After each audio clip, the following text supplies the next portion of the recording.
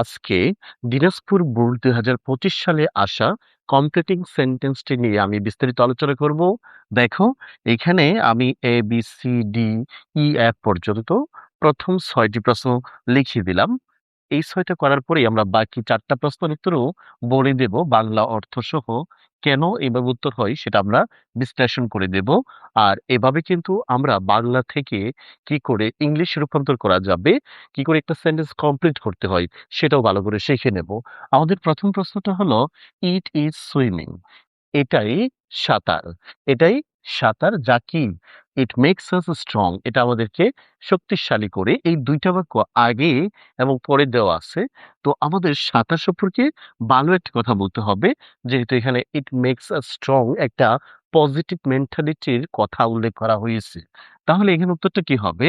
এটাই সাঁতার যা একটি ভালো ব্যায়াম। তাহলে আমরা লিখবো যা, ইংলিশ হলো হুইচ ইজ এ ভেরি, যা হয় খুবই, গুড হলো ভালো, এক্সারসাইজ বা ব্যায়াম যা খুবই ভালো ব্যায়াম। এটা আমাদেরকে শক্তিশালী করে। ২ নম্বর প্রশ্ন, দো আর্লি রাইজিং ইজ ডিফিকাল্ট। যদিও তাড়াতাড়ি ঘুম থেকে ওঠা কঠিন। এটা একটা অংশ। বাকিটা আমাদের মিলাতে হবে। তার একটা ক্লু দিয়ে রাখছে পরবর্তী বাক্যে, এভরিবডি শুড রাইজ আর্লি। সবারই খুব তাড়াতাড়ি ঘুম থেকে ওঠা উচিত। যদিও তাড়াতাড়ি ঘুম থেকে ওঠা কঠিন, এটার অনেকগুলো সুবিধা রয়েছে। It has many advantages. Many advantages. এটার বহু সুবিধা রয়েছে। তাই প্রত্যেকেরই তাড়াতাড়ি ঘুম থেকে ওঠা উচিত। সি নাম্বার প্রশ্নটা হলো আ বার্কিং ডগ, তারপর ড্যাশ দেওয়া আছে। ডু ইউ নো ইট? তুমি কি এটা জানো? বলছি একটা ঘেউ ঘেউ করা কুকুর।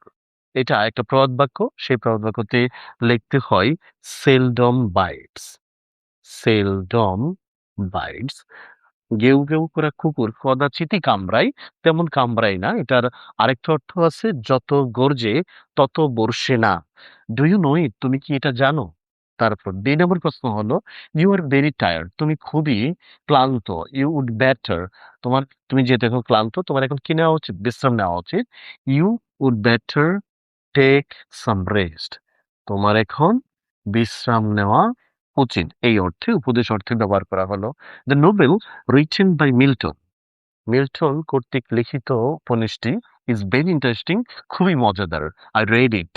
আমি এটা পড়েছিলাম। আই রেড ইট হোয়েন, যখন, আই রেড ইট হোয়েন, যখন কি ছিলাম আমি? আমি কিশোর ছিলাম। When I was teenager. যখন আমি কিশোর ছিলাম তখন আমি এটা পড়েছিলাম। Truthfulness is a great virtue. সত্যবাদিতা একটি মহৎ গুণ। বিকজ, কারণ, কারণ এই সত্যবাদিতাই একটা লোককে সৎ করে তোলে। It makes a man honest. একটা লোককে সৎ করে তোলে। It makes a man honest. আমাদের পরবর্তী প্রশ্ন, জি নাম্বার প্রশ্ন, corrupt persons are not only dishonest but also criminals. দুর্নীতিগ্রস্ত লোকেরা কেবল অসৎ নয়, তারা অপরাধীও বটে। Now it is high time. এখনই উপযুক্ত সময় দুর্নীতির বিরুদ্ধে দাঁড়ানো। তাহলে এটা উত্তর হবে উই স্টুড এগেইনস্ট করাপশন। এখনই উপযুক্ত সময় দুর্নীতির বিরুদ্ধে দাঁড়ানোর। We stood against corruption. It is high time থাকলে পাস্ট টেন্সে লিখতে হয়, স্টুড লিখলাম। আর লাইব্রেরি ইজ এ প্লেস। একটি গ্রন্থাগার হলো ওই স্থান যেখানে কি করা হয়? যেখানে বই পড়া হয়। হোয়ার, আমরা বই পড়ি লিখি হোয়ার উই রিড বুক।